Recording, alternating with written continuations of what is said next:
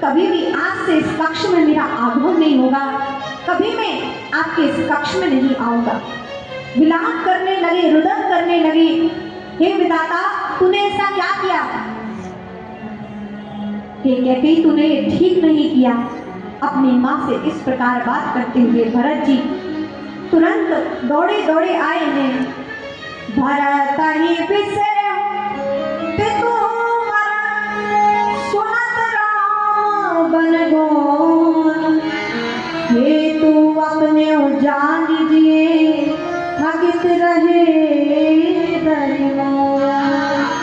पिताजी का दुख तो था ही, लेकिन भैया राम जब वन में गए ये बात सुना कि महल छोड़कर चले गए हैं, पिता के मरण का दुख समाप्त हुआ और राम जी के विरह में भाव में भावित हो गए भरत जी महाराज। रुदन करते करते माँ कौशल्या के पास दौड़े दौड़े आए हैं। अब द्वार पर खड़ी हैं कि मैं माँ कौशल्या से क्या कहूँगा।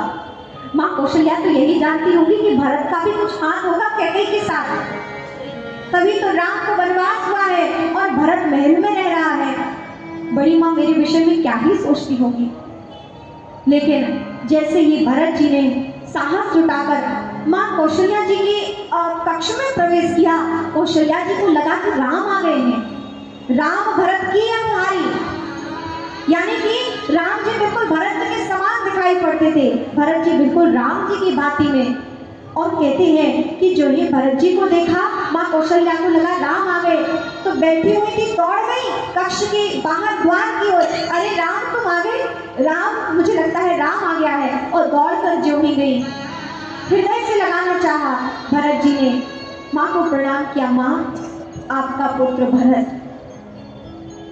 माँ ने भरत जी को हृदय से लगा लिया। अरे पुत्र बस तुम्हारी प्रतीक्षा थी, मैं तुम्हें हृदय से लगा रही हूँ। लग रहा है कि मैं राम को ही हृदय से लगा रही हूँ। कौशल्या जी ने भरत जी को हृदय से लगाया, रुदन करने लगी। अब भरत तुम्हें जानते हो कि क्या हुआ है, राम वन को चले गए, हम सबको छोड़कर चले गए हैं। अरे माँ क्या तुम भी ये सोचती हो कि राम को वनवास मैंने भेजा है? क्या कैकेयी के साथ साथ? पुत्र तुम कब से माँ को कैकेयी कहने लगे? तुम्हारे संस्कार तो ऐसे नहीं। तुम कब से कैकेयी कहने लगे? वो तुम्हारी माँ है। नहीं माँ, आज से कैकेयी हमारी माँ नहीं, वो तो सिर्फ महारानी है।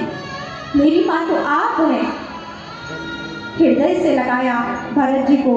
अरे पुत्र ऐसा नहीं कहते, कोई भी माँ अपने पुत्र का बुरा थोड़ी चाहती है। राम के कल्याण के लिए माँ कैकेयी ने उन्हें वन भेजा है। राम का कल्याण चाहा तब तो माँ ने भेजा होगा।